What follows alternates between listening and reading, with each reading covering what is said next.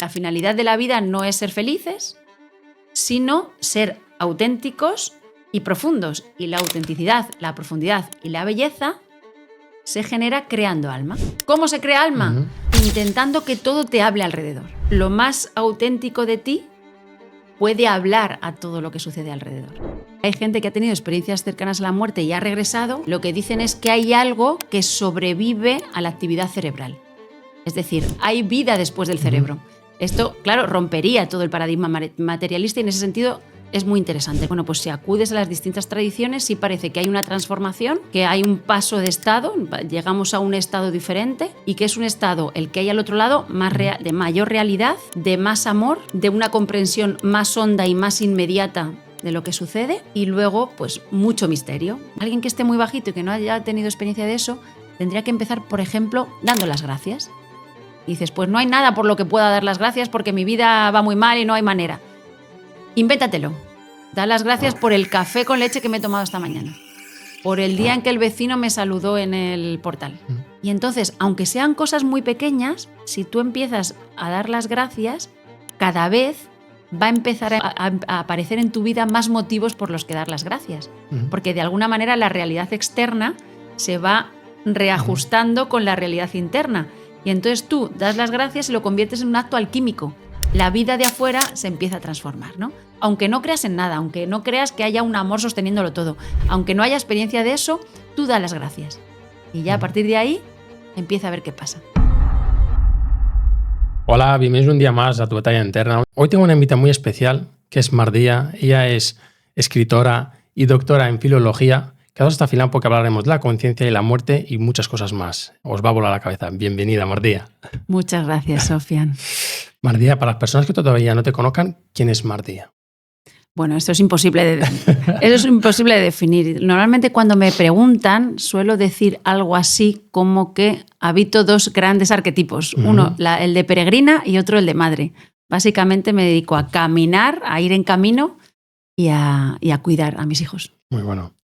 Me gustaría empezar fuerte, Mar Díaz, y me gustaría empezar por qué es la muerte. Otro misterio, es imposible responder a esa pregunta. Entonces, en primer lugar hay que reconocer eso, el espacio del misterio. No lo sabemos.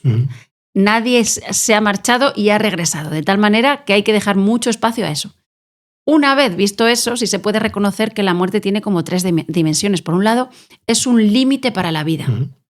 Dice Heidegger, dice, el ser humano es un ser para la muerte, es decir, es el horizonte inevitable, el horizonte ineludible, el destino. Y Byung-Chul Han, el filósofo coreano, dice que es como la herida que está marcada desde el inicio y que nos acompaña continuamente. Entonces, a la muerte se la puede mirar a la cara contemplándola, y el mero hecho de contemplarla como destino o límite de la vida concreta particular ya nos pone en relación con ella. Ya nos invita a empezar a conocerla, ¿no? Entonces tienes que establecer una relación con ella. Yo creo, de hecho soy partidaria de que a los niños, por ejemplo, cuando están falleciendo sus abuelos, pues se les diga, puedan despedirse y puedan hacer preguntas, pero para eso los propios adultos tenemos que enfrentarnos a ella cada día. Y luego después hay como tres grandes muertes, ¿no? La primera muerte sería la que Francisco de Asís llamaba la hermana muerte, que es la muerte corporal, que es un cambio de estado, una transición a otra cosa, como la libélula cuando pasa de ser larva a tener alas. Es una transición, sin duda. Hay una segunda muerte, que es la que en los textos sagrados se denomina juicio final o algo así, o una muerte cosmológica o una muerte colectiva, que Ibn Arabi, el gran sufí murciano, decía que en último extremo es siempre una disolución en la misericordia divina, en el amor incondicional, por así decirlo.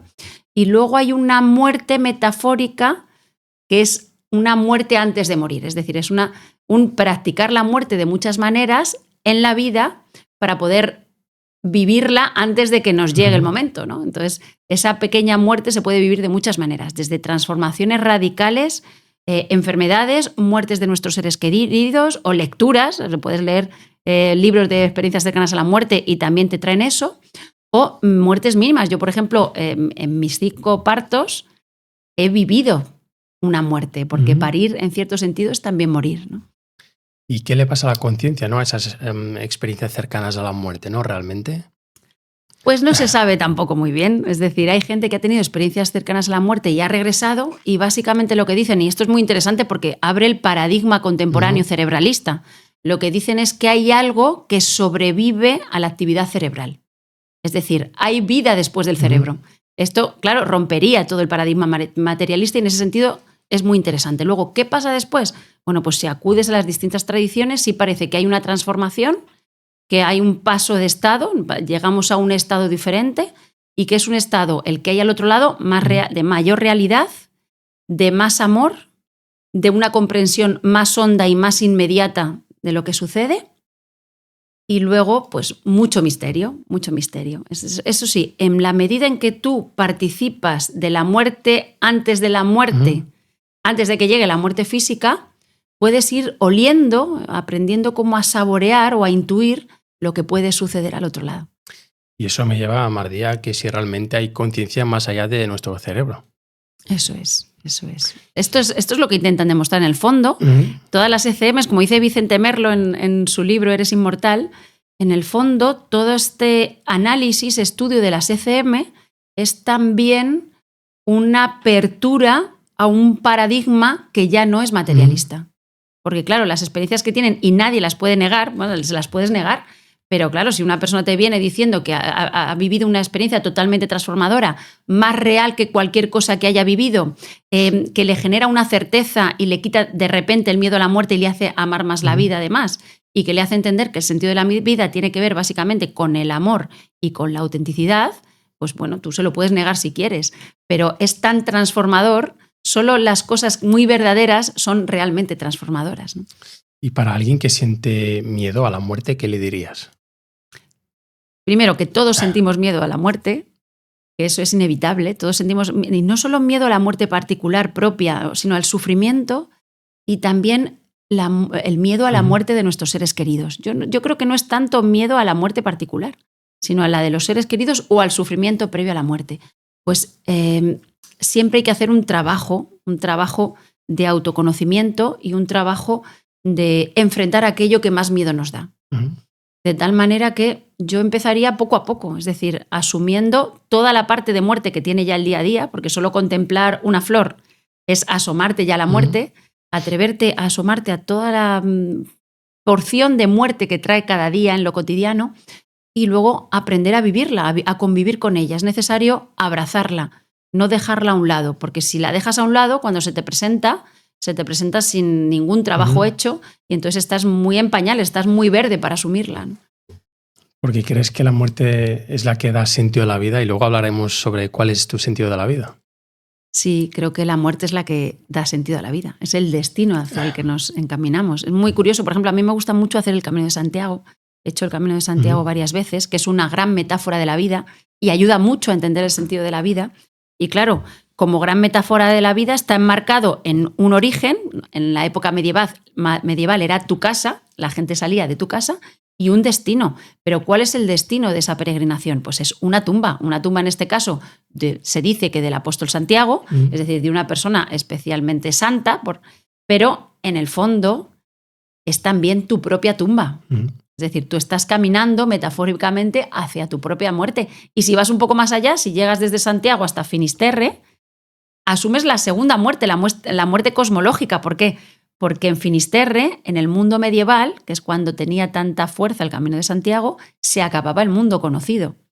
Y a la vez era el lugar donde moría el sol. Entonces hay las dos muertes en el Camino de Santiago. El tema de sueños. ¿Qué tienes que decir acerca de los sueños? ¿Realmente estamos muertos cuando estamos durmiendo y soñando? Interesante esto, ¿no? El tema de los sueños primero es fascinante. Es un tema también misterioso, pero muy fascinante. ¿Por qué? Porque nos hace acceder a una dimensión en la que nuestra alma es más libre. Entonces, claro, los sueños son polisémicos, tienen muchos significados, pero tú puedes hacer también vida con ellos sin interpretarlos nunca de manera cerrada. Es decir, porque hay diccionarios de sueños que es, pues una caja significa esto, que se te caigan los dientes significa muerte. No, las interpretaciones no pueden ser nunca cerradas, sino todo lo contrario, abiertas. Y uno entra a los sueños para, lo que diría el poeta John Keats, para crear alma.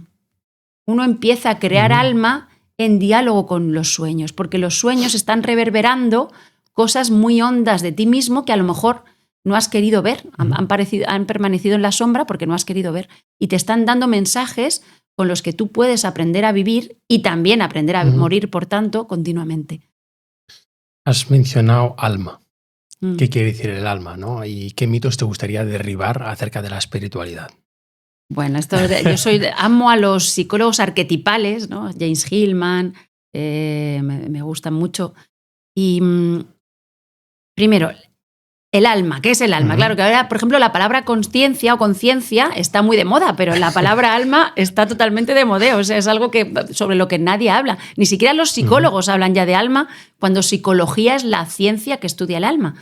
En general, si vamos a toda la historia de la filosofía y toda la historia de las tradiciones, podríamos definir el alma como aquello que acompaña, para algunas tradiciones, incluso para la Cábala, por ejemplo, el cuerpo es una dimensión anímica, es la dimensión más material del alma, pero es algo así como lo que nos da vida, todo lo que acompaña nuestra vida. Podría ser incluso un sinónimo de vida concreta, particular, ¿no? Y entonces, claro, se entiende más hablando de diferentes dimensiones del alma, ¿bien? En esto me gusta mucho cómo lo hace la Cábala. En toda la tradición podemos encontrarlo, pero en la Cábala me gusta. Hay una dimensión del alma que es el cuerpo, es decir, la materialización más burda y más concreta de nosotros mismos. Una dimensión siguiente que sería lo que los psicólogos tratan en terapia, la dimensión psicológica, es decir, nuestro nombre, nuestra identidad, nuestros traumas, nuestra biografía. Luego, a continuación, hay una dimensión como más elevada o más profunda o más real, que sería lo que los cabalistas llaman la raíz del alma. La raíz del alma es lo que hace encontrarnos con nuestra vocación. Y esta, dicen los cabalistas, es eterna. Es decir, esta no muere. Nuestra dimensión, nuestra identidad, nuestro nombre, esto sí muere, pero la raíz del alma no. Y luego había otras dos dimensiones más que van desde la raíz particular del alma, es decir, lo que nosotros tenemos que hacer en sentido individual, una individualidad sagrada, hacia la disolución en el océano divino, en la unidad en la que ya no hay particularidades, ¿no?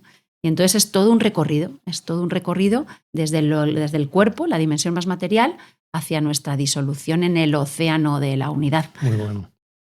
Has mencionado algo muy importante. ¿Crees que no se habla del alma porque tenemos la sensación de que sea como algo místico? ¿O por qué hay esta disociación, digamos? Pues yo creo que es la psicología contemporánea la que ha decidido dejar al alma de lado. En realidad hemos dejado el alma de lado quizá pues, con el inicio de la modernidad en Europa, ¿vale? Esto lo han estudiado mucho los teóricos del imaginario, que a mí me encantan, entre ellos el propio James Hillman, que es uno de mis autores preferidos, y entonces dicen, claro, en cuanto Descartes separa el sujeto del objeto, ya hay como un abismo en medio en el que antes estaba el alma. Porque el alma, había un alma particular, pero había un alma del mundo. Para los platónicos, neoplatónicos, los renacentistas, Ficino, había un anima mundi, una especie de tejido que relacionaba a todos los seres entre sí, nos relacionaba a todos. Ese tejido está hecho de imaginación y es el mundo intermedio entre lo material y lo espiritual, el mundo intermedio entre lo ininteligible, lo indecible y lo dicho. Ese mundo intermedio es el mundo de las hadas, el mundo de los jinnes, en la tradición islámica es el mundo de los jinnes, de los geniecillos de la lámpara. Cuando vemos a Aladín, ese genio que sale es un jin, es un ser del mundo intermedio. Pero la modernidad occidental lo que hace es generar un abismo entre el sujeto y el objeto, entre el espíritu y la materia. Incluso los espiritualistas han dejado de tener en cuenta esa dimensión intermedia, ¿no? Entonces, yo creo que la psicología necesita recuperar la idea de alma y con ella todo ese mundo intermedio, porque es el mundo intermedio, el mundo de las historias, de los mitos, es ahí donde se cifra una vida verdaderamente hermosa. ¿Y crees que juega un papel la fe, Mardía, en este aspecto? Y si es así, me gustaría que la audiencia tomase conciencia, ¿no?, de la importancia que puede llegar a tener la fe, ¿no?, y por qué la hemos perdido. Bueno, sí y no, porque la fe es como uno tiene que hacer camino y hay un punto de repente en que asume como un misterio insondable y entonces ahí ya entra la fe. Pero hasta ahí, hasta ese punto, todo depende de la experiencia. No depende de la fe, sino de la experiencia. Okay. Y la fe solo surge de la experiencia, en realidad. Yo tengo muchos amigos que no, claro, crecimos todos en un ambiente casi posmoderno, poco creyentes, etc. Y muchos han pasado como del no creer o al creer, aunque tampoco me acaba de convencer estos conceptos, a través de una experiencia de sincronicidades. Es decir, por ejemplo, empiezan a suceder muchas sincronicidades en su vida y no pueden explicar las sincronicidades por causa, efecto, ni por el azar, sino que hay algo más. De repente se asoman y dicen, uy, aquí hay un sentido con el que yo no contaba. Y entonces uno empieza a darse cuenta de que en la vida es como que ha estado acompañado por algo. Había algo empeñado en que uno no viviera solo de la materia y no se realizara solo a nivel material, sino que había más. Y entonces uno empieza como a despertar, pero por experiencia, a ese algo más. Luego la fe ya es como lo último en el camino. Decía San Juan de la Cruz, que es uno de mis autores preferidos, él hablaba de la noche oscura del alma. Esto se ha interpretado de mil maneras también, cada uno dice lo que quiera, pero lo que decía San Juan de la Cruz es que en la noche oscura del alma hablaba de la fe. Y decía, es una experiencia en que la realidad se manifiesta tan luminosa que uno no puede contener tanta luminosidad y la vive como noche. O sea, se vuelve ciego por la incapacidad de soportar tanta luz. Y eso era la fe para San Juan de la Cruz. Antes has mencionado el propósito de vida, ¿no? ¿Cuál es el sentido de la vida? Para alguien que se siente perdido a día de hoy, ¿cómo puede encontrar ese propósito, ¿no? Y incluso puedes explicar tu experiencia o qué es el sentido para la vida, Mardía. Bueno, a mí, yo siempre recomiendo lo que a mí me ayudó, porque claro, yo crecí eso en un ambiente posmoderno. Mis padres no eran eran creyentes, pero no muy practicantes, entonces, y crecí en una ciudad como posmoderna, en un colegio público, con lo que no he tenido una experiencia religiosa muy fuerte de niña. Para mí la clave fue el Camino de Santiago. Y entonces es algo que recomiendo siempre a adolescentes, porque los jóvenes se lo pasan bien en el Camino de Santiago, además es divertido, ¿no? Y a mí me ayudó un montón a encontrar el sentido de la vida. ¿Por qué? Porque el camino como gran metáfora es puro sentido. Tú lo único que tienes que hacer es seguir una flecha amarilla. Y esa flecha amarilla te lleva hacia el objetivo de tu aventura, que es llegar a Santiago de Compostela. Entonces, en la medida en que tú abandonas toda tu libertad a esa flecha amarilla y sigues la flecha amarilla, de repente el resto es encontrarte a ti mismo. Solo tienes que cuidarte un poco los pies, descansar bien, comer bien y seguir la flecha amarilla. Y lo demás, todo el del resto de espacio, se convierte en una búsqueda de uno mismo, ¿no? Entonces, de repente llegas a lugares muy hondos de ti con los que no contabas, que no conocías y tienes la oportunidad de asomarte al sentido de tu vida. ¿Cuál es el sentido de la vida? Esto es como quien lo ha probado lo sabe, ¿no? Yo creo que hay un sentido general para todos, que además es síntesis de todas las tradiciones. Si tú coges todas las tradiciones, el Islam, el cristianismo, el judaísmo, pues todos los hinduismos, el budismo, en el fondo todos te dicen una cosa. El objetivo de la vida es volverse a casa, hacer el camino de regreso a casa. ¿Qué te espera en casa? En casa te espera la rahma, la misericordia, la compasión, el amor incondicional divino que hay en el origen también, ¿no? Entonces el camino es solo regresar a casa, eso es el camino general. Pero luego después hay un camino particular, que es totalmente individual y sagrado desde nuestra individualidad. Y el que puede ser el sentido de tu vida individual puede ser muy diferente al sentido de mi vida individual. Eso sí, ¿cómo se encuentra? Pues normalmente uno tiene que poder entrar en contacto con aquello que ama y a la vez le permite ayudar a los demás. Esos son los sentidos más elevados. Es decir, claro, si tú amas matar pájaros y dedicarte a matar pájaros tirándoles piedras, pues hay algo que falla. Entonces hay que encontrar algo luminoso y que ayude a los demás que puedas hacer, ¿no? Pero si encuentras algo bello que puedas hacer, con lo que puedas de alguna manera ayudar a tu comunidad, ayudar al mundo, y con lo que tú sientas que como que el tiempo desaparece, que no necesitas mirar el reloj, que ni siquiera si no te pagaran por ello, te daría igual porque necesitas hacerlo, es una cuestión de vida o muerte, entonces ahí has empezado a contactar con el sentido de tu vida.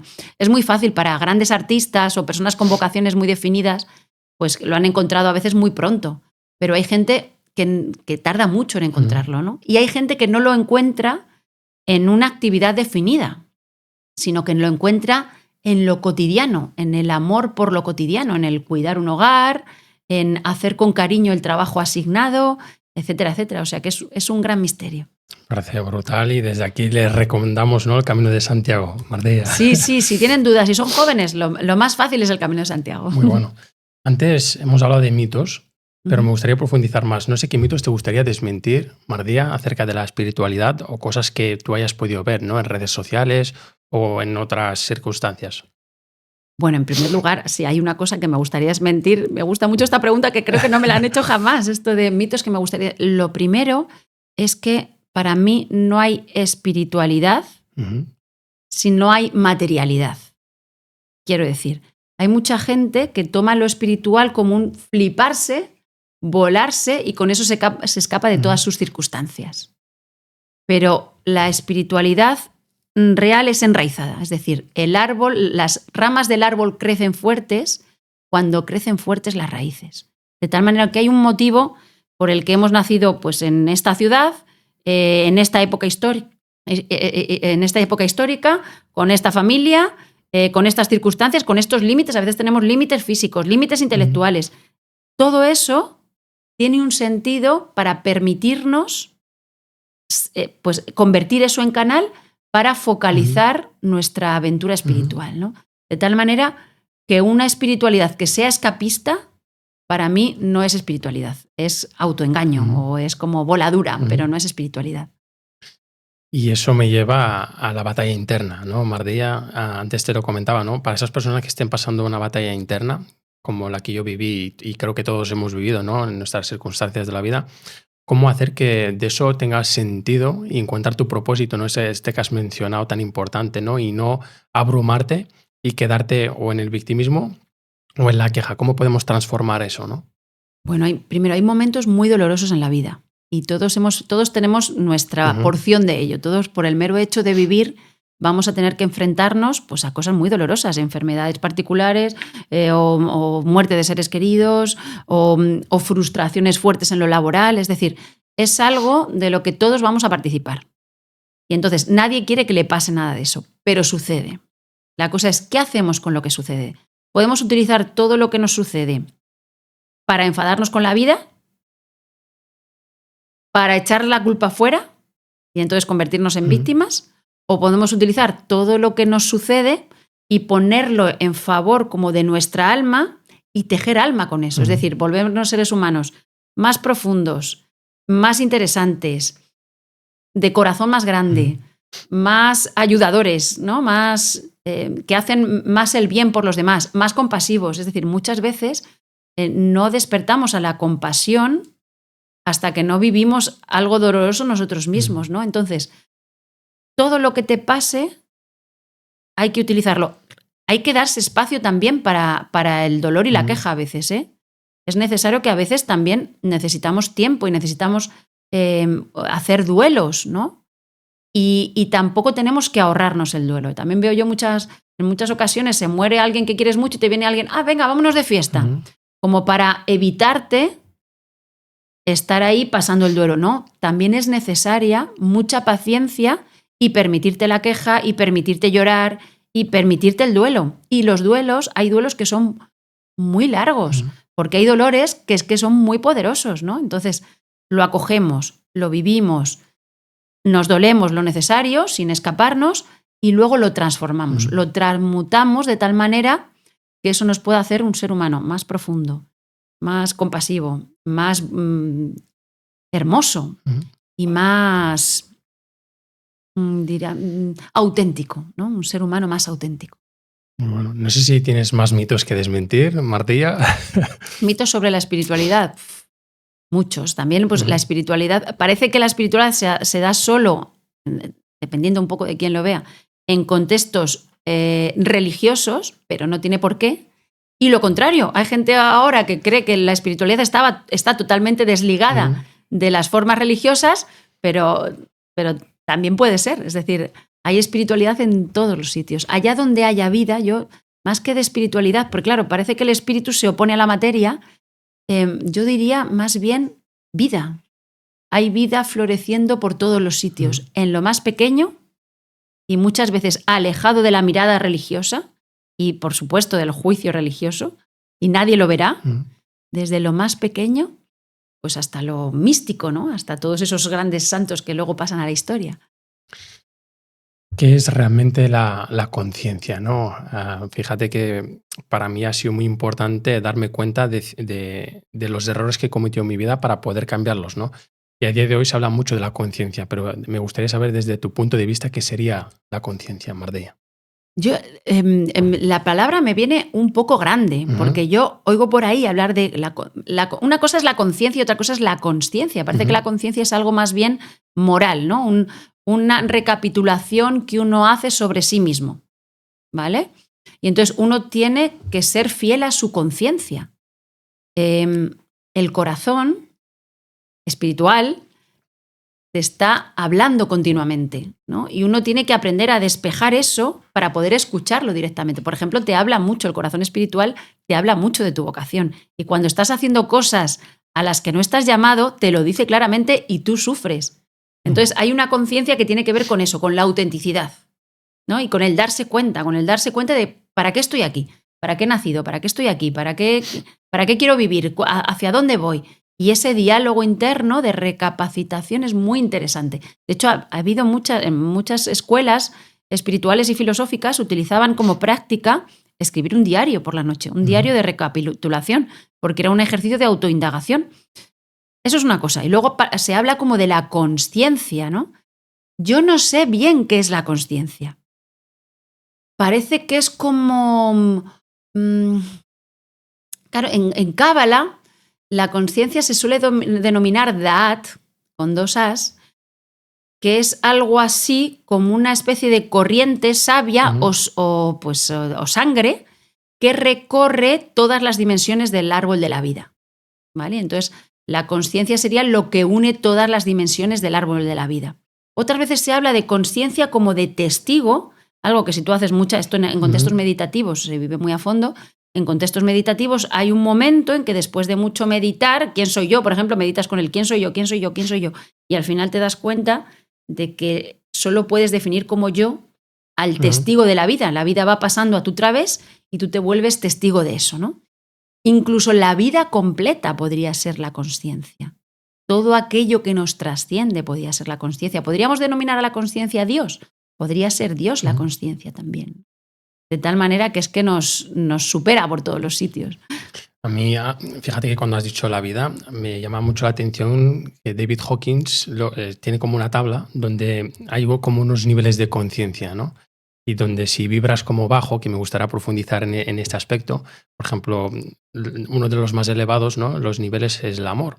Y tienes los más bajos, por ejemplo, como la rabia, la ira, el miedo, la apatía, la vergüenza. ¿Qué pasa cuando estamos en esos estados tan bajos? ¿Cómo podemos elevar ese nivel de conciencia? Y si realmente tú también la ves así, en la conciencia. Bueno, primero, ¿cómo podemos elevar los estados? Pues poquito a poquito. Es decir, lo que no podemos es intentar subirnos a lo alto de la montaña si estamos en lo más bajo de la montaña. Entonces, tiene que ser con mucho realismo. O sea, lo primero siempre es el realismo. Pero claro, un realismo radical no puede llegar. Porque si uno está en un estado lamentable y encima es realista, pues se tira por el puente. Entonces, también se nos va dando dosis de sombra de nosotros mismos en la medida en que nos hacemos capaces de acogerla, de acoger esa sombra. Con lo que para mí la clave es darse cuenta, pero claro, es muy difícil si no hay experiencia. Habría que empezar intentando, más que esperarla fuera, desarrollarla dentro. Para mí la clave está en la experiencia de que hay un amor sosteniéndolo todo, también tu vida. Pero esto no se lo puedes decir a alguien que esté muy bajito y que no haya tenido experiencia de eso. Entonces, alguien que esté muy bajito y que no haya tenido experiencia de eso, tendría que empezar, por ejemplo, dando las gracias. Y dices, pues no hay nada por lo que pueda dar las gracias porque mi vida va muy mal y no hay manera. Invéntatelo. Da las gracias por el café con leche que me he tomado esta mañana, por el día en que el vecino me saludó en el portal. Y entonces, aunque sean cosas muy pequeñas, si tú empiezas a dar las gracias, cada vez va a empezar a aparecer en tu vida más motivos por los que dar las gracias. Porque de alguna manera la realidad externa se va reajustando con la realidad interna. Y entonces tú das las gracias y lo conviertes en un acto alquímico. La vida de afuera se empieza a transformar, ¿no? Aunque no creas en nada, aunque no creas que haya un amor sosteniéndolo todo, aunque no haya experiencia de eso, tú das las gracias. Y ya a partir de ahí empieza a ver qué pasa. Muy bueno. ¿Crees que hay una conciencia colectiva? Y si es así, ¿qué papel tiene, no? Sí, sin duda. Hay un imaginario colectivo. A mí me gusta mucho la palabra imaginario. Okay. Es que esto de consciencia, cuando me has preguntado el alma, digo, ay, esto del alma sí, porque soy como muy antigua, pero esto de la consciencia me viene como grande.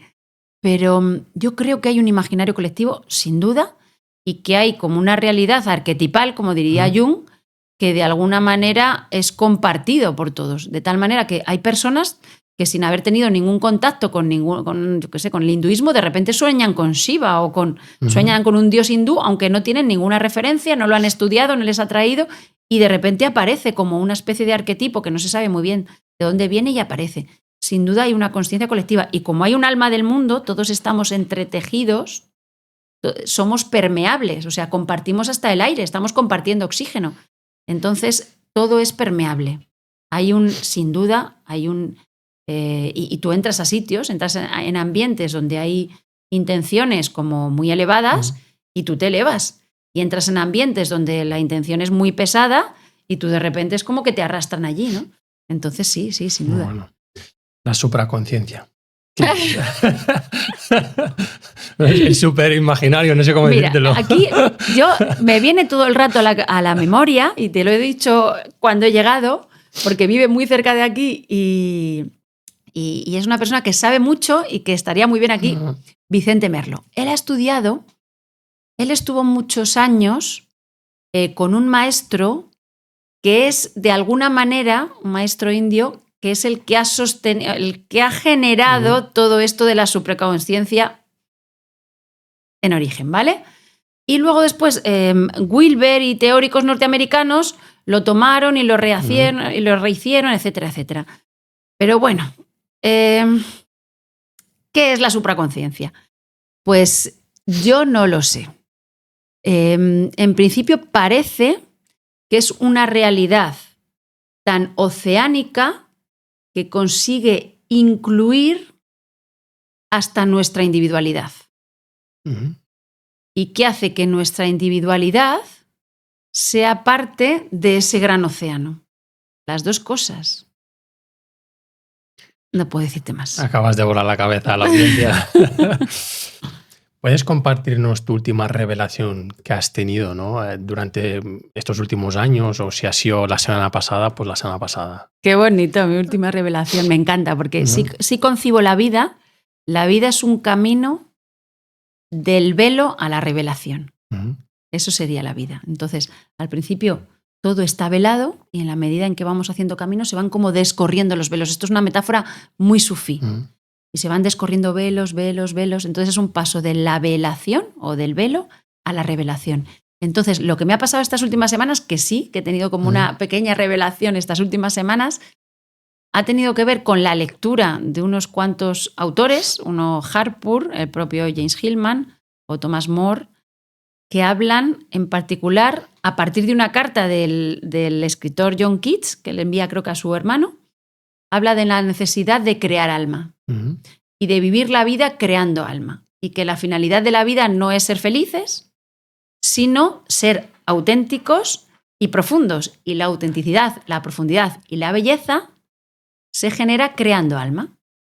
¿Cómo se crea alma? Esa es la pregunta. ¿Cómo se crea alma? Pues intentando que todo te hable alrededor. Todo lo que sucede alrededor te hable, y lo más auténtico de ti puede hablar a todo lo que sucede alrededor.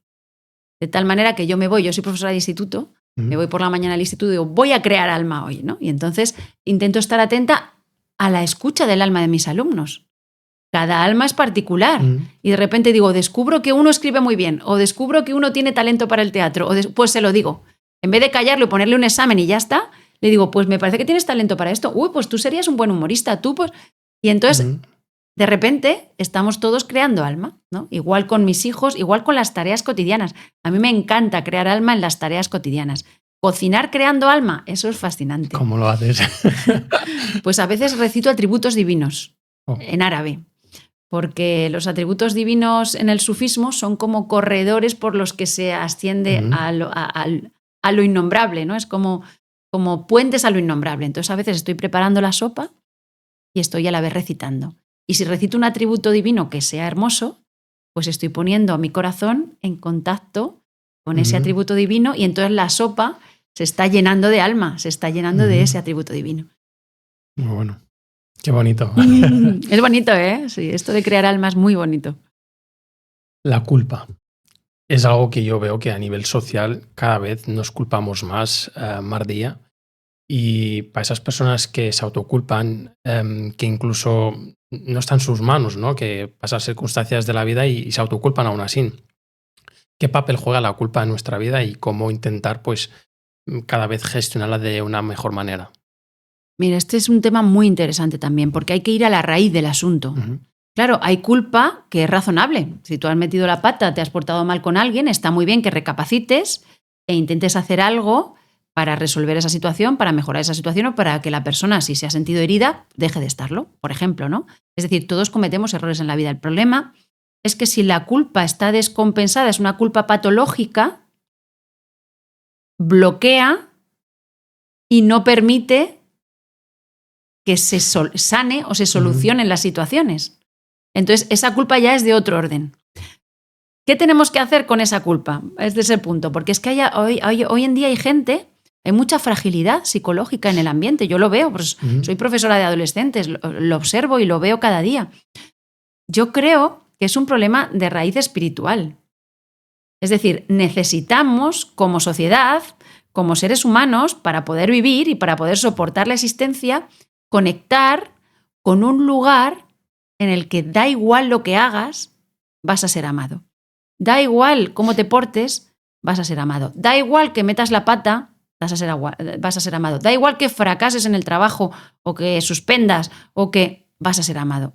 Lo primero es la necesidad de contactar con eso.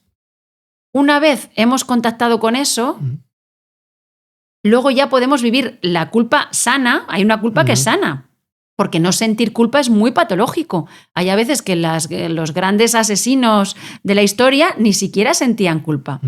O sea que la culpa es signo de cierta salud psicológica, ¿vale? La cosa es, si es patológica y bloquea, no nos sirve para nada. Entonces hay que trabajarla. Si es una culpa que tiene que ver con algo que has hecho mal, pues siempre hay muchas cosas que se pueden, desde pedir perdón, y si la persona a la que quieres pedir perdón ya no está o no quiere, pues puedes escribirle una carta simbólica y lanzarla al fuego y hacer ese acto, aunque sea en lo simbólico. Pero hay una culpa por existir que solo se resuelve si conectamos en algún sitio con el hecho de que somos completamente amados, aunque nuestros padres no quisieran tenernos, aunque hayamos hecho algo muy distinto a lo que nuestros padres esperaban, aunque hayamos fracasado, aunque hayamos metido la pata, aunque necesitamos contactar con eso. Y eso solo lo da una dimensión que no es material. En una dimensión materialista no se puede contactar con eso. ¿Y crees que esta culpa, Mardía, puede llegar a generar esa desconexión con uno mismo, ¿no? Y qué consecuencias, digamos, puede generar, ¿no? Mucho, sí, sí. O sea, lo que hablábamos antes de crear alma, pues desconectarnos de nosotros mismos es lo contrario. Es convertirnos en autómatas o convertirnos en robots. La sociedad materialista consumista tiene el peligro de querer convertirnos a todos en robots o en mercancías, ¿no? Y a veces que, por ejemplo, en ámbitos sociales, ¿no? Que hoy en día tiene tanto peso y tanta importancia la fama. Y yo he conocido gente muy famosa, que ha sido muy famosa y que ha salido huyendo de allí. ¿Por qué? Porque a su alrededor todo el mundo empezaba a considerarlo solo una mercancía, no un ser humano particular. Entonces, ¿cómo nos desconectamos de nosotros mismos? No atendiendo a nuestra alma. O sea, no escuchando nuestra alma. A mí me gusta, ahora estoy con lo del alma porque he leído estos autores, pero en realidad me gusta una metáfora que sale del sufismo, que es la metáfora del corazón, ¿no? Se dice que el sufismo es el camino del corazón. Y el corazón es el espacio en el que lo material y lo espiritual se unen, en el que el cielo y la tierra se unen. Eso sería el corazón humano. Y este corazón crece como ensanchándose y profundizando en uno mismo. Entonces tenemos que hacer la práctica desde muy pequeños de entrar en contacto con nosotros mismos para ver qué sale de ahí. Que nos pide, o sea, identificar nuestras emociones. Hay a veces que los niños o los jóvenes no saben ni identificar sus emociones, ¿no? Pues tenemos que ver, a ver, ¿qué siento? ¿Por qué siento esto? Analizarlo y desde ahí, que es como el nivel más bajo, empezar a crecer, empezar a cultivar nuestra alma. Es decir, construir en nuestro corazón un altar, un pequeño templo, ir poniéndole flores, hoy le pongo flores, hoy le pongo una alfombra, hoy coloco unas ventanitas con un paisaje detrás, voy a plantar unas... Y así, ¿no? Ese sería el camino, porque si nos desconectamos, entonces nos convertimos en autómatas. Entonces ya solo somos un número, una cifra en una estadística. Has hablado del consumismo. ¿Crees que realmente estamos en una era del consumismo? Y se habla mucho, ¿no?, de temas conspiranoicos, ¿no?, de que la élite es la que genera todo esto a nivel social. ¿Cómo crees que se genera esto? ¿Crees que hemos sido nosotros que lo hemos creado o crees que hay una ente superior? ¿Cómo ves todo este panorama? Bueno, yo creo, no soy conspiranoica en sentido como clásico del término. Es decir, yo creo que hay fuerzas demoníacas, arquetípicas, que se apoderan de unos seres más que de otros. En la medida en que uno ha hecho trabajo, pues trabajo que tiene que ver con la humildad, con encontrarse a sí mismo, con amar a los demás, con un ejercicio de virtud, en la medida en que uno ha cultivado las virtudes, pues este arquetipo demoníaco, por así, pues se aleja. Y entonces uno adquiere como cualidades de un arquetipo más luminoso, más, por así decirlo. Pero en la medida en que no, las fuerzas demoníacas pueden apropiarse de uno. Y si uno además es muy capaz, muy inteligente, y entonces puede triunfar, pues puede irse de ese lado, ¿no? Ese peligro existe continuamente. Y además todos participamos de las dos realidades, de la realidad demoníaca, por así llamarlo, y de la realidad divina. Todos lo tenemos dentro de nuestro corazón, de tal manera que a nadie nos es ajeno, no somos ajeno ninguno. No es que están los malos por aquí y los buenos por allá y en medio un abismo. Todos participamos de eso, pero hay gente, porque no se ha trabajado o porque ha sido conscientemente egoísta toda la vida, hay gente que está situada más ahí y que entonces ese arquetipo demoníaco se apropia de sus almas, venden el alma al diablo. Como mito también existe, ¿no? Es un mito moderno muy interesante, el vender el alma al diablo, ¿no? Es como, y no sucede de manera directa, que tú viene el diablo, oye, me das tu alma y yo a cambio te doy un montón de dinero y de riquezas. Tú no lo dices así. Es algo que opera lentamente, sutilmente, y que va operando en la medida en que tú tomas decisiones alejándote del centro de tu corazón, del centro de tu ser, ¿no? Al final puede llegar un momento en que se te olvide el centro de tu ser y ya estés operando en otro plano. Muy bueno. ¿Qué papel tiene el ego dentro de todo este proceso? Bueno, el ego, claro, también está visto como en contextos espirituales, parece hay que matar al ego, porque el ego, no sé qué.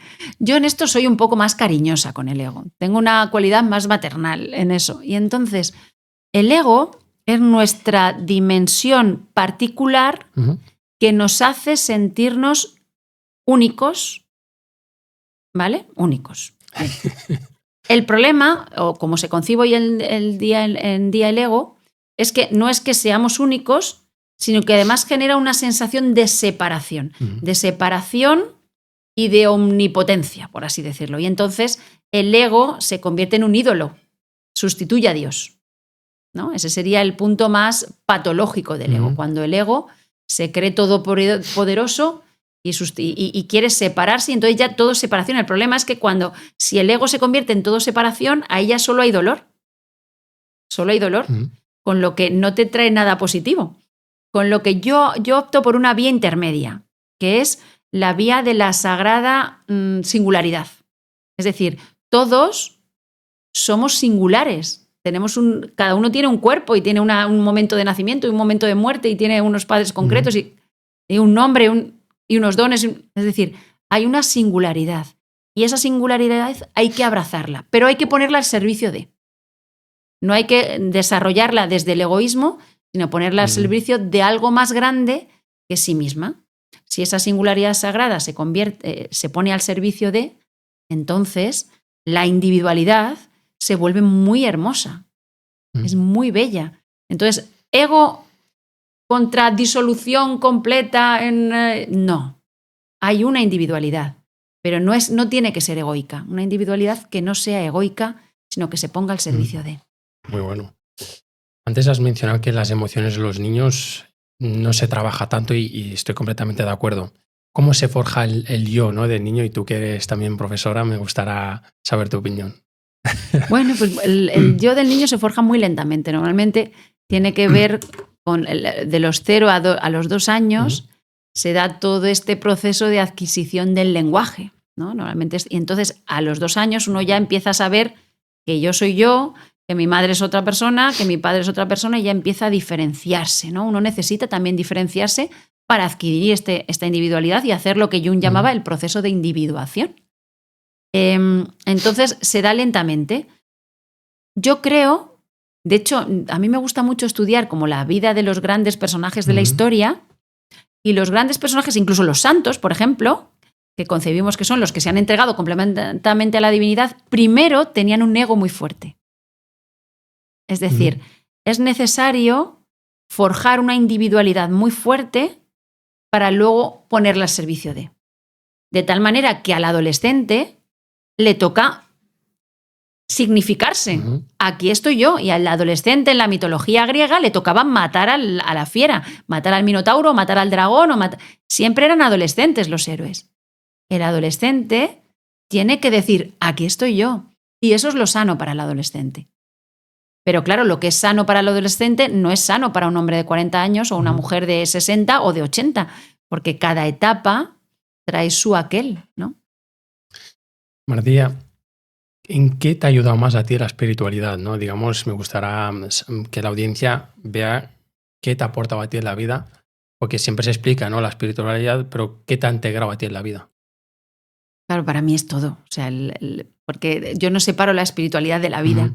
Entonces, yo de pequeña, tenía sobre todo mucha sed. O sea, lo que identifico muy claramente desde niña era que tenía mucho anhelo.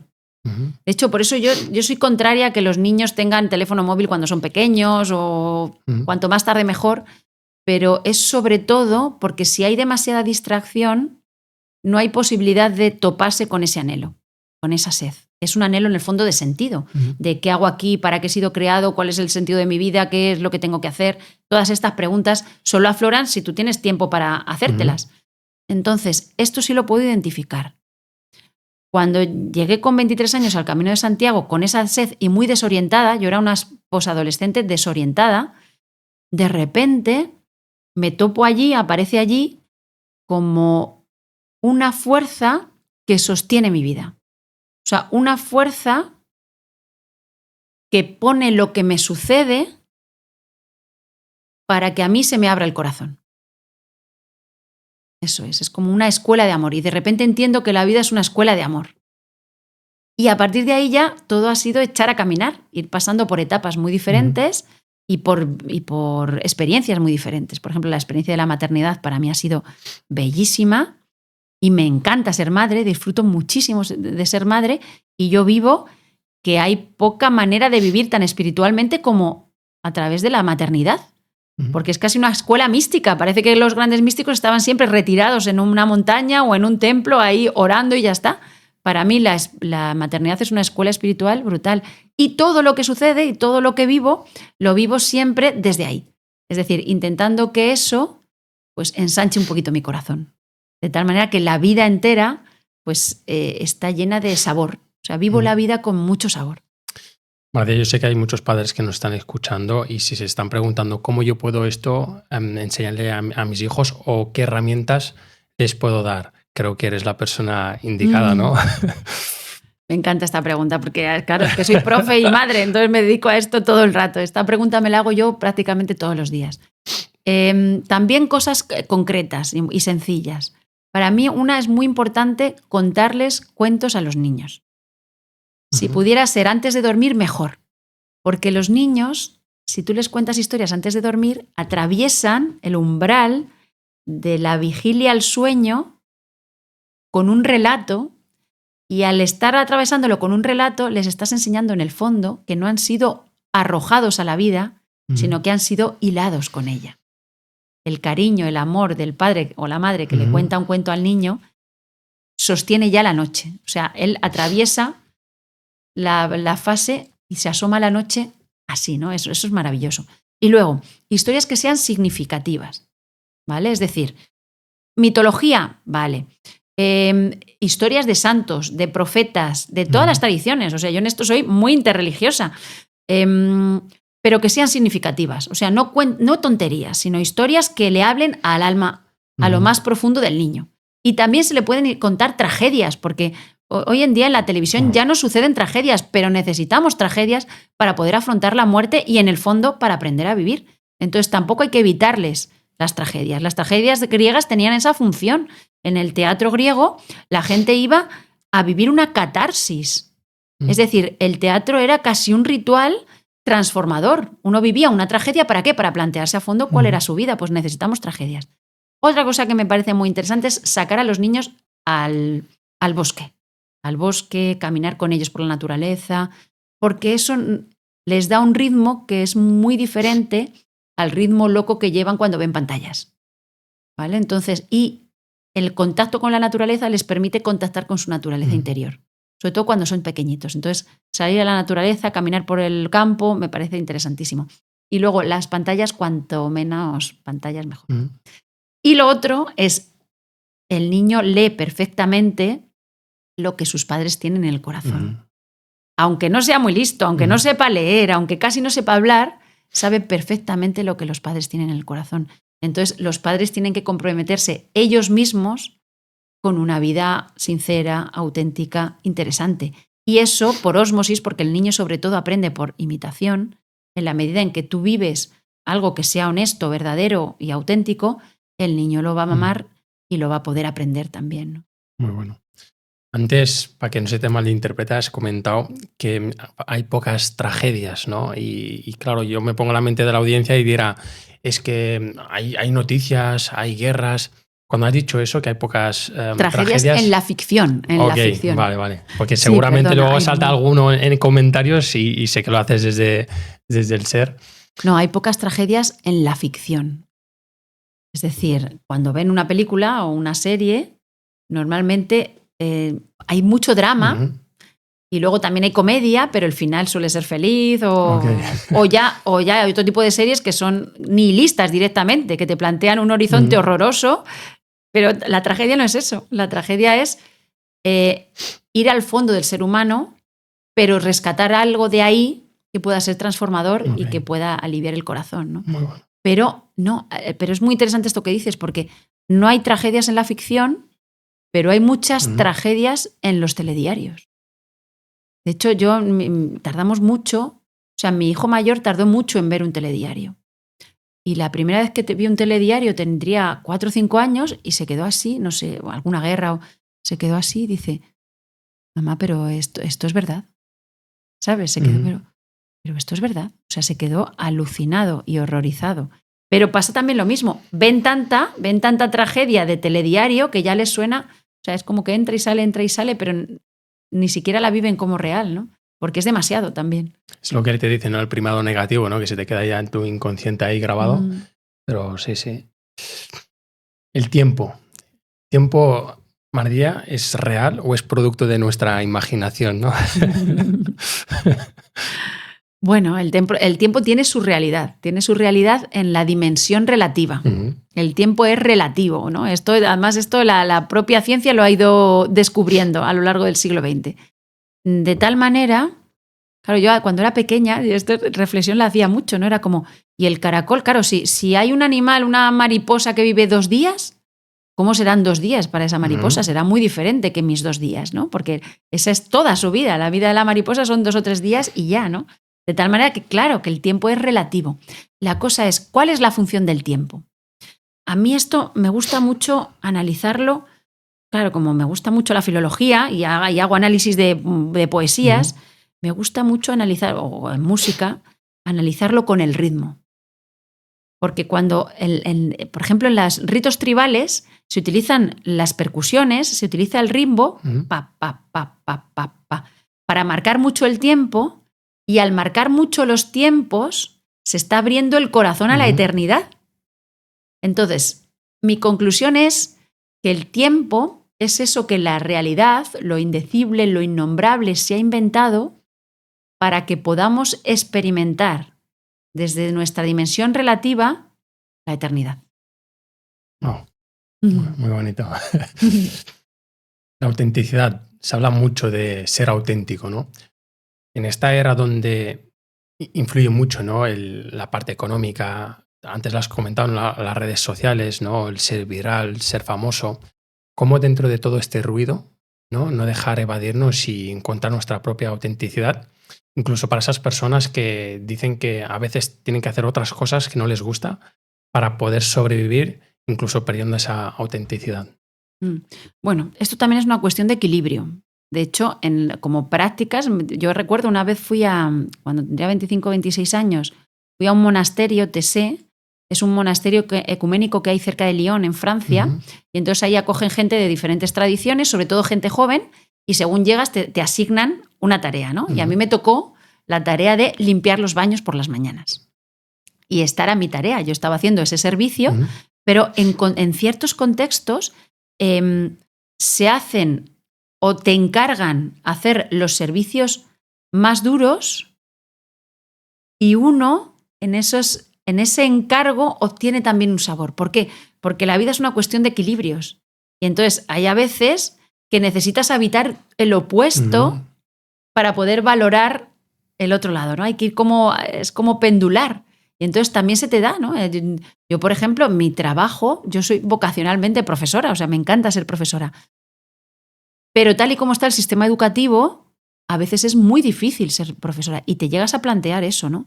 Y entonces, cuando llegas y hay una clase donde nadie te hace caso, nadie tiene interés en lo que quieres contar y tú estás deseando hablarles de Santa Teresa o la literatura de Lope de Vega y de repente es un grupo que no hay manera y dices, pero si es que no me hago con ellos, ¿no? ¿Qué hago yo aquí? Ahí ya no está mi autenticidad, aquí ya no puede expresarse mi vocación. Pues lo utilizo como un ejercicio de ascesis. ¿Qué es la ascesis? Un ejercicio, pues como cuando alguien ayuna, en tradiciones se ayuna para que el esfuerzo del ayuno genere luego una recompensa espiritual a otro nivel. Pues el acallamiento, yo siento, por ejemplo, cuando hay un grupo entero que no me escucha y me tiro 5 meses intentando y no me escuchan y están siempre hablando y acabo agotada y digo, pues entonces es un silenciamiento que se queda ahí y cuando yo tengo de repente, yo que sé, voy a una conferencia donde el público veo que sí quiere escuchar exactamente lo que tiene, sale con mucha más fuerza porque me lo he guardado de aquella vez. He ayunado, me he tenido que callar, me he tenido que guardar mi deseo de decir y gracias a que me lo he tenido que guardar, luego llega este ambiente que sí y entonces ahí sale a borbotones y sale con una fuerza porque claro, me la he estado callando mucho tiempo, ¿no? Has hecho reflexión cuando entrenábamos, que tocábamos algunas series así complejas y te tenías que callar y hacer ese entrenamiento. Y sí que es verdad que a veces tenías que hacer cosas que no te gustaban, aunque eso digamos que disfrutabas después del entrenamiento, pero en ese entrenamiento sufrías, ¿no? Y eso es lo que te enseña lo que es la vida, ¿no, Mardía? Eso es, el esfuerzo. Y hay una parte de esfuerzo que tampoco nos lo puede ahorrar nadie, porque el esfuerzo también hace que se profundice tu capacidad de acoger lo que llega. Porque si no, a la primera frustración sales volando, ¿no? Pero uno también tiene que trabajar con la frustración y también tiene que trabajar en momentos, pues eso, con el esfuerzo necesario. Si hoy me toca hacer esto, pues lo voy a hacer y ya está, ¿no? Y fíjate, Mardía, que parece que las cosas que sean no importantes, pero las que nos gustaría lograr, requieren mucho esfuerzo, ¿no? ¿A qué se debe eso, no? Y fíjate que las cosas fáciles a nivel de vida no tienen como valor, ¿no? Y sin embargo no metemos el enfoque donde realmente es lo importante, ¿no? ¿Cómo mantener ese enfoque? No sé si tú en tu vida has tenido, y me gustaría que compartieses cuál ha sido tu batalla interna y cómo has podido mantener ese enfoque, ¿no? Sí, sí, o sea, es necesario el esfuerzo. Claro, tú ves, yo qué sé, los grandes futbolistas, por ejemplo, que son como los modelos sociales ahora mismo. Un Cristiano Ronaldo, es que entrena más que los compañeros. O sea, es que ha llegado ahí con 40 años porque el tío tiene un compromiso casi monacal. O sea, es casi un monje, está totalmente puesto al servicio del deporte, ¿no? Entonces, o sea, hace falta mucho compromiso, ¿no? Y ese compromiso uno lo hace por amor, pero no siempre te apetece levantarte a las 7 de la mañana a entrenar. Es decir, hay que también tener mucha capacidad para esforzarse, ¿no? Yo batallas internas, pues he tenido bastantes, la verdad. He tenido las mías o las que a mí me correspondían, ¿no? ¿Cuál es mi mayor batalla interna? Qué interesante esta pregunta. Yo creo que mi batalla interna tiene que ver con esto que te comentaba, con trabajar en algo que yo sé que es vocacional, pero como no estoy nada de acuerdo con todo lo que rodea al sistema y como la situación está como está y como los chicos no quieren venir a clase, yo estoy deseando hablarles del sentido de la vida y plantearles que me gusta mucho dar literatura y hablarles de los grandes poemas y ellos están como cagabella, ¿no? Y esto para mí es una batalla casi constante. Casi constante. Y yo he llegado a pensar, no siempre, a veces tengo grupos donde todo va bien y entonces es maravilloso. Este año yo tengo 2 grupos de primero de la ESO que son majísimos, todo lo que les propongo lo aceptan, lo acatan, son simpáticos, te cuentan su vida y muy bien. Pero hay a veces que hay grupos que son muy difíciles, es como una especie de muro y no hay nada que hacer y tú dices, voy con mi buena intención, tengo la vocación, sé que quiero ser profesora, me he formado mucho, he estudiado, me he preparado la clase, intento ser cariñosa, y aún así no. Cuando eso se da, lo que yo he aprendido todos estos años, llevo ya bastantes años, es hacer esas tesis. Vale, pues si yo no puedo enseñaros nada, por lo menos voy a aprender algo. ¿No? Es como eso. Yo no os enseñaré, pero por lo menos aprendo. Y entonces lo tomo dentro y lo lanzo en foros donde sí hay gente que quiere escuchar, ¿no? Hay gente que sí.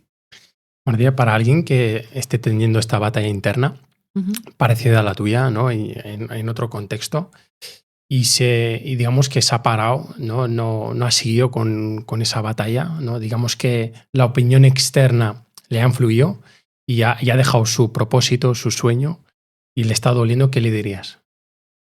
Es que si dejas el propósito te llama a la puerta continuamente, te va a llamar a la puerta. A lo mejor te deja 3 o 4 años, bueno, mira otra cosa, pero luego vuelve a llamarte. Es decir, hay que escucharlo porque es la brújula de tu vida, es tu alma gritando, si no vas a pasarlo mal. O sea, no queda otra. A los propósitos, a lo que Hillman llama el daimon, hay que escucharlos. Porque es que si no es como estar vivo pero estar muerto. Es como que te chupa la energía, la vida te chupa y ya deja de haber alma, ¿no? Es como que tu alma se pierde. Entonces hay que escucharlo sí o sí. Yo siempre he tenido esa curiosidad y te la voy a preguntar. ¿Crees que esa alma que está, digamos, dormida, en algún momento de la vida le vendrá alguna circunstancia, a lo mejor jodida, y perdona la expresión, que le haga despertarse? Casi siempre sí, casi siempre es así. O sea, yo creo que casi toda la gente que hemos tenido como una experiencia honda que nos ha llevado a algo espiritual, hemos pasado primero por una crisis. La mayoría de la gente necesita esa crisis para despertar. Yo creo que en casi todos los casos. Es muy hermoso que haya gente que no lo necesite, pero son pocos los que no lo necesitan. Okay. ¿Crees que nuestros ancestros juegan un papel importante en nuestra vida? Esto me parece precioso y sí, sin duda. O sea, es como en las sociedades tradicionales era esencial ponerse en paz con los ancestros, ¿no? Cuando Moisés baja con los mandamientos, uno de ellos es honrarás a tu padre y a tu madre. No es lo querrás, es honrarás, es otra cosa. Es decir, le rendirás honor, es decir, los colocarás en su sitio. Esto significa que los ancestros tienen un lugar también en el modo como se desarrollará el sentido de nuestra vida. Y muchas veces tiene que ver directamente con lo que ellos no pudieron hacer o con lo que ellos anhelaron, lo que se viene para nosotros, ¿no? James Hillman es muy gracioso, ¿no? Y él toma el mito de que es un mito que que relata Platón en La República, que es una ECM, una experiencia cercana a la muerte, que tiene un soldado. Un soldado se muere en batalla y entonces ve cómo su alma se separa de su cuerpo, lo llevan a un lugar y entonces ve que unas almas ascienden, otras almas, las almas que han sido buenas ascienden, las que no descienden, y está así 10 días y luego regresa, ¿vale? Y entonces regresa contando que elegimos a nuestros padres, que elegimos a nuestro daimon. Nuestro daimon es como el propósito, o elegimos lo que vamos a hacer y elegimos las circunstancias. Pero trabajar con esta hipótesis es muy gracioso y es interesante porque, claro, esta hipótesis nos permite no victimar y nos permite hallarle un sentido a por qué estos padres, a por qué, aunque ahora estoy enfadada con mi padre, ¿por qué elegí a este padre? Y entonces de repente la perspectiva se cambia completamente y podemos hacer un trabajo en positivo, ¿no? Y yo creo en particular lo de los ancestros, yo lo he analizado mucho, lo he trabajado mucho internamente conmigo misma. Y el tema de los ancestros es muy interesante porque hay muchas cosas de las que venimos a hacer que tiene que ver con dar paz a una situación que no quedó resuelta en el pasado. Para alguien, porque te lo digo porque yo tuve algo parecido, ¿no? También, incluso no tanto ancestros, incluso con mis padres, ¿no? Que a veces no, el perdón, ¿no? Que me gustaría tratarlo contigo. ¿Cómo te ha ayudado a ti eso, entenderlo, ¿no? Y el perdón, ¿no? A mí me ha ayudado, es que me ha ayudado muchísimo. De hecho, yo tenía un sueño repetido en la infancia que tenía que ver con un círculo de fuego que se cerraba alrededor de nosotros y entonces se iba cerrando y amenazaba con llevársenos a todos, ¿no?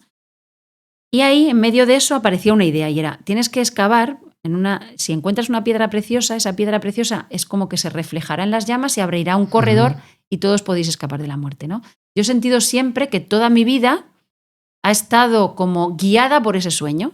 Ese sueño marca, le pasa a mucha gente que tiene un sueño de infancia y eso es como que marca el mapa de toda la vida que se desarrollará, ¿no? Y yo he estado toda la vida buscando esa piedra preciosa que puede ser la esperanza, que puede ser el fondo del corazón, que puede ser la espiritualidad, para abrir ese hueco para escapar de la muerte, ¿no?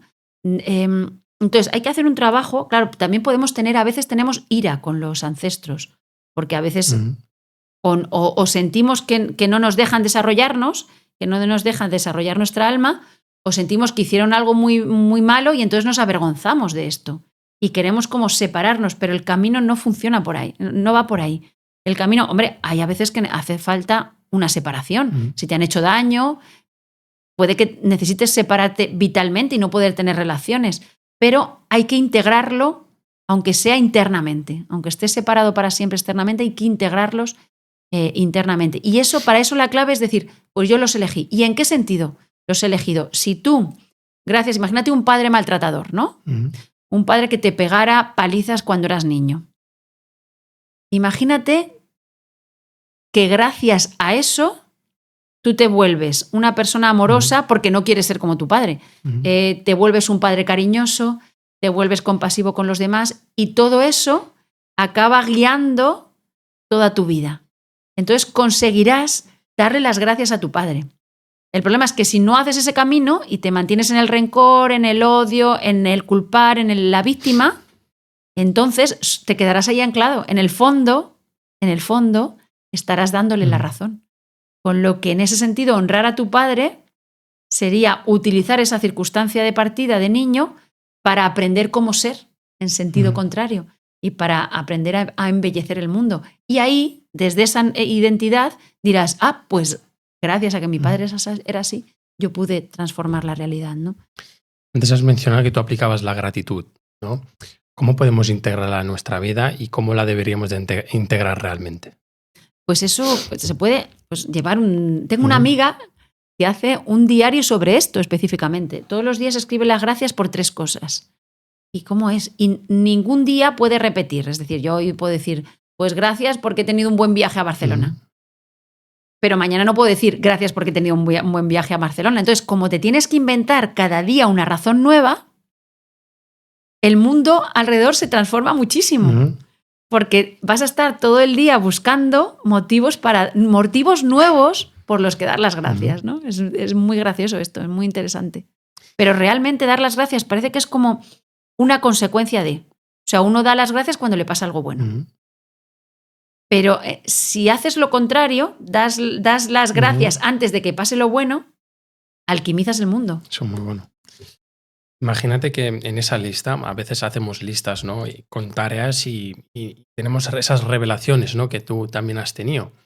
Y a veces tienes como la intuición, ¿no? De lograr ese deseo, ¿no? ¿Cuándo podemos hacer caso a esa intuición, ¿no? Porque a veces vienen intuiciones que pueden ser ciertas o no, ¿no? O a veces les damos permiso o no.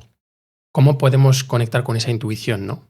Sí, esto es muy interesante también, porque claro, hay a veces que intuyes una cosa, yo intuyo a veces cosas y luego digo, pues no ha pasado nada de lo que yo pensaba. O sea, es como... Y otras veces sí, intuyes algo y sucede. O sea, no lo puedes saber claramente.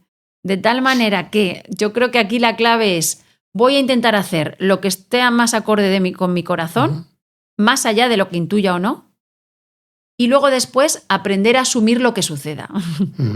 Digamos, sin muchas pretensiones, ¿no? Así es como lo hago yo. Antes has mencionado el sufismo. ¿Qué quiere decir para las personas que todavía no lo conozcan? Bueno, se suele definir el sufismo como la mística del Islam. Esa sería como, o el corazón. El corazón es como, en realidad es una mística. Para mí, el sufismo tiene como su raigambre, sus raíces en el contexto islámico, pero se vuelve universal. Y ahora ya en una sociedad tan interconectada es algo universal, es una mística universal. Y tiene que ver sobre todo, el sufismo tiene que ver sobre todo, se dice, ten siempre un pie en el aquí y un pie en el más allá. Es como una espiritualidad plenamente encarnada, en que uno puede habitar todas las cosas de la vida concreta, es decir, tener su pareja, tener su familia, tener su trabajo, es decir, no hay monjes, no hay vía de monjes separados de la sociedad.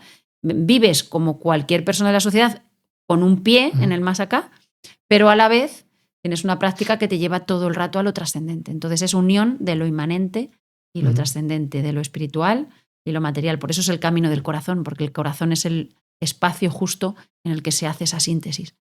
Antes hemos hablado del alma y para esas personas que si alguien les pregunta quién eres o quién soy, ¿crees que la religión le puede ayudar a encontrar esa respuesta? Sí, creo que la religión puede ayudar y puede desayudar dependiendo de quién seas. Es decir, si es una persona con mucha necesidad de estructura, a veces lo que necesitas es una libertad que no da la religión, ¿no? Cuando hablo de religión aquí, hablo de religiones tradicionales muy establecidas, incluso tradicionalistas, ¿no? Con credos, dogmas muy establecidos. Pero la cosa es que cualquier tradición, a ver, una tradición tiene una vocación doble. Por un lado, surge toda tradición, toda religión, por así decirlo, surge de un momento de conexión muy fuerte entre el cielo y la tierra. O sea, un momento de revelación, por así decirlo. Y eso es lo que origina esa tradición. Entonces, esa tradición en su devenir histórico se va ensanchando sus posibilidades. Hay gente dedicada a custodiar ese mensaje original, a custodiarlo, limpiarlo, y que lo recuerden las generaciones siguientes y que así con el recuerdo se puedan enchufar también de corazón a lo divino, al sentido, a lo divino, a la belleza, al amor. Y hay gente en su devenir histórico que se dedica a traicionar el mensaje original. Y la cosa es que conviven las dos cosas a la vez. Por eso, en una misma religión se puede dar, pues por ejemplo en el catolicismo se puede dar una figura como Francisco de Asís, es decir, un santo brutal, y se pueden dar pues la Inquisición que se dedicó a matar cátaros en la época de Francisco de Asís, es decir, todo lo contrario. Hay mucha amplitud de desarrollo. Se da lo mejor y lo peor en una misma tradición. Entonces, eso te obliga siempre a un trabajo de discernimiento.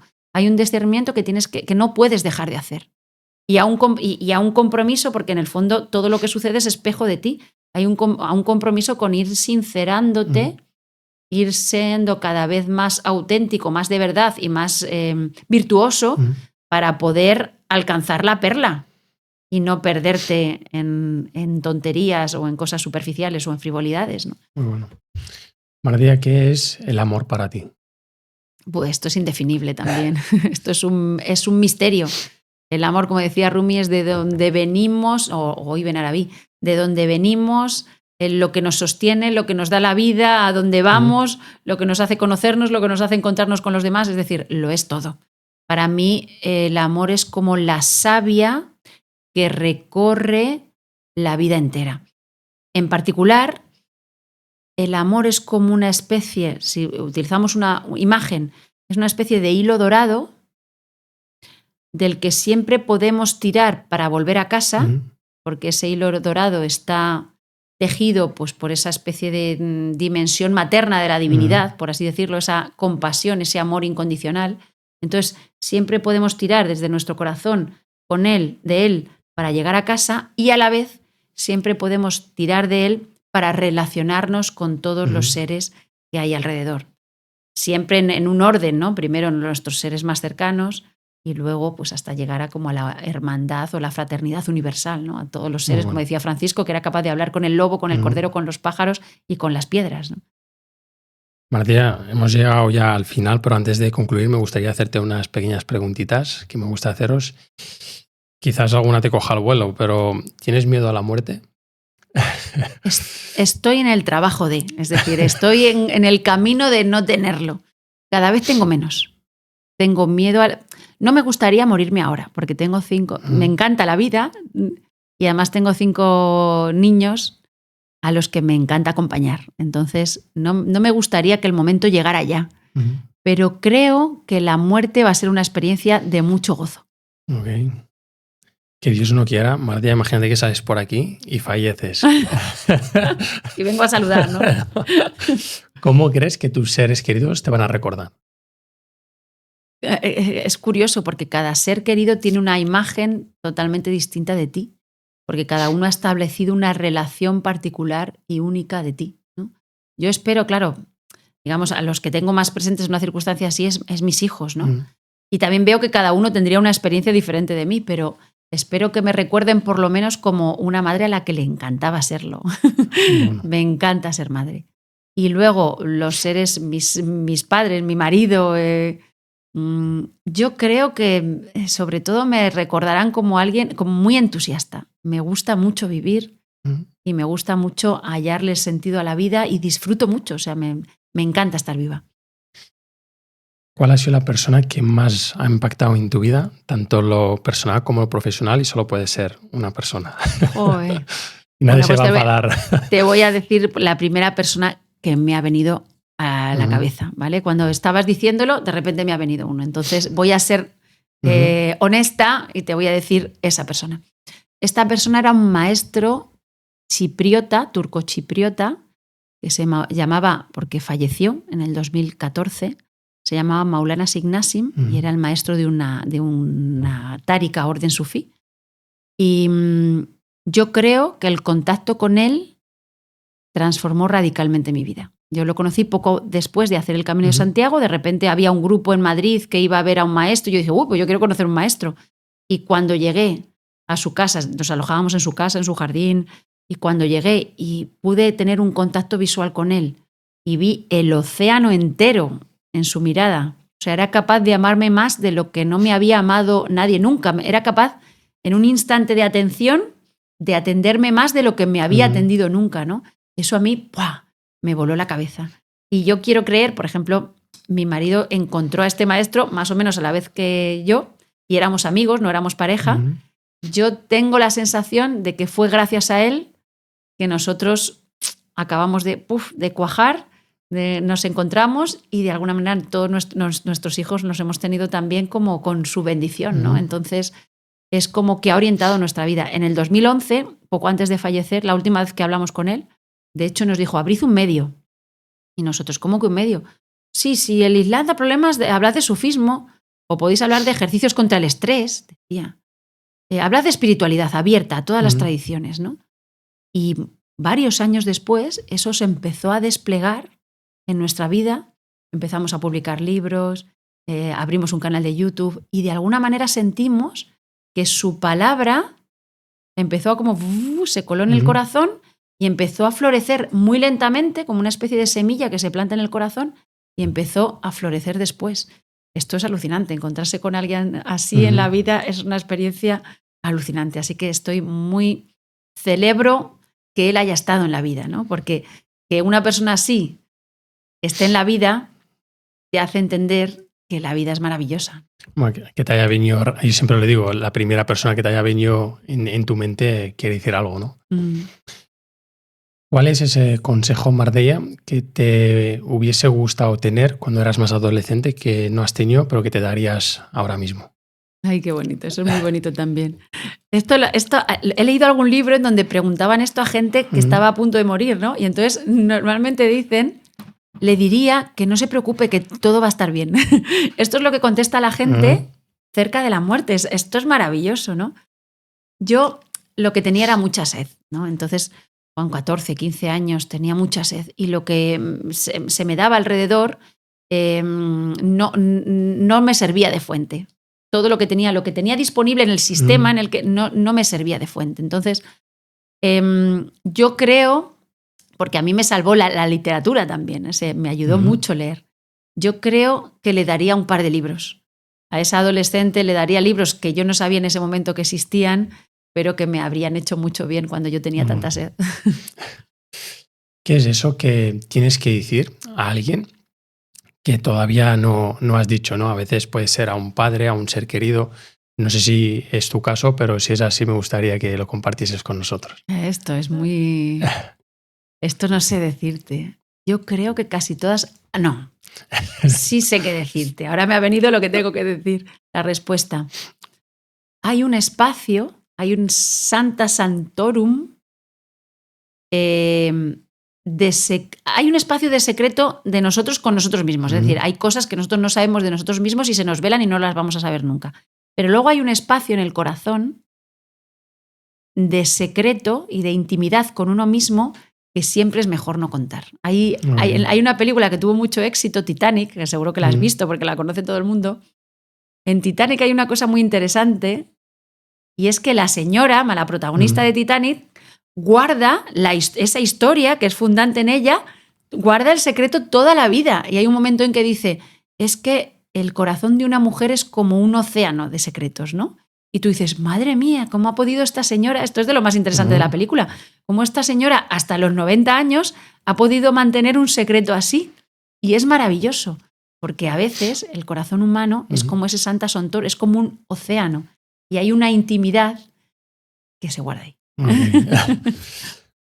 Partiendo de la base que para mí los errores no existen, siempre y cuando haya un aprendizaje, ¿cuál ha sido tu mayor error en la vida que no te gustaría que yo volviese a cometer? Ay, esto es bueno también. Pues también me ha venido, te voy a contar lo primero que me viene, ¿no? Hace muchos años me dieron una beca, yo tenía una beca en la universidad y entonces podía cada verano irme a un sitio y pasar 4 o 5 meses cada año a un sitio. Entonces yo la pedí en 2 sitios esperando que en alguno me dijeran que sí. Y me dijeron que sí en Harvard y me dijeron que sí en Perpiñán.